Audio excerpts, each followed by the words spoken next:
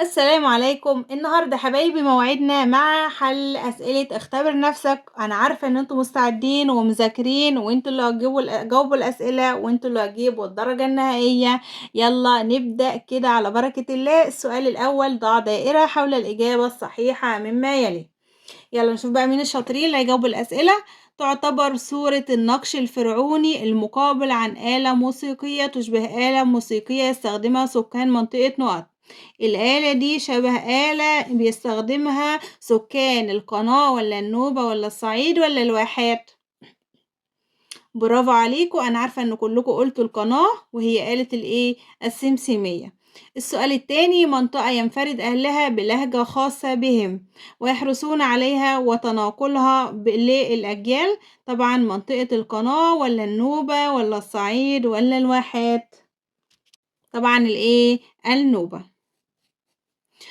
ممتازين. كان المصري القديم يخصص اليوم الأول من الاحتفالات للذهاب إلى نقط. أول يوم في احتفال عيد رأس السنة: نهر النيل ولا معابد الآلهة ولا قصر الفرعون ولا أماكن المحاصيل؟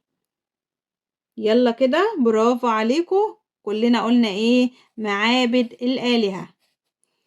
يحتفل سكان واحد سيوة في منتصف أكتوبر بحصاد نقط. طبعا مفيش تفكير، من غير ما أقول هتقولوا إيه؟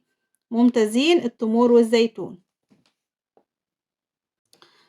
السؤال اللي بعد كده: ينفرد أهل النوبة بمحافظة أسوان بالتحدث باللغة نقط. أهل النوبة في أسوان بيتحدثوا اللغة الإيه؟ الأمازيغية ولا النوبية ولا العربية ولا السريانية؟ طبعا اللغة الإيه؟ النوبية. ممتازين. السؤال التاني: اكتب ما تشير إليه العبارات الآتية: قيم وتقاليد اجتماعية وفنون شعبية وصناعات حرفية تتوارثها الأجيال. كل الحاجات دي كانت اسمها ايه؟ برافو عليكم، اسمها التراث الثقافي المصري. الثقافي المصري. رياضة تراثية تشتهر بها سيناء وتسهم في تنشيط السياحة. ممتازين. سباقات الايه؟ سباقات الهجن. فن ظهر في مصر القديمة ولا يزال أحد وسائل الترفيه في صعيد مصر. طبعا اللي هو فن ايه؟ ممتازين، فن التحطيب. يشتهر بها سكان محافظة الوجه القبلي يعني مدن الصعيد، وتقوم على لسان الراوي وهو يعزف على الربابة. طبعا هي ايه؟ برافو عليكم، السيرة الهلالية. رقصة فلكلورية شعبية يشتهر بها سكان مدن القناة. طبعا البمبوطية. ممتازين.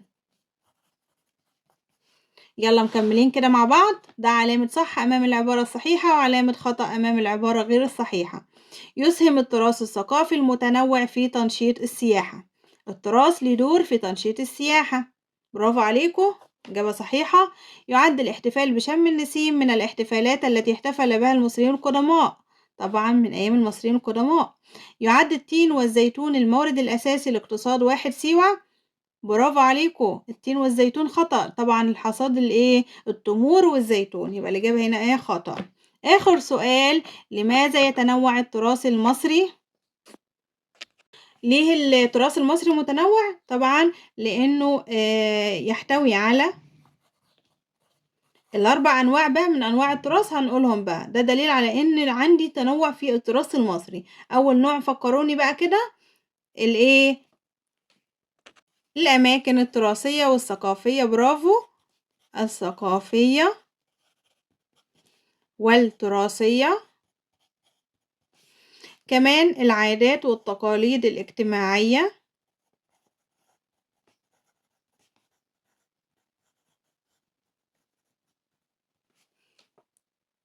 كمان الصناعات الحرفية.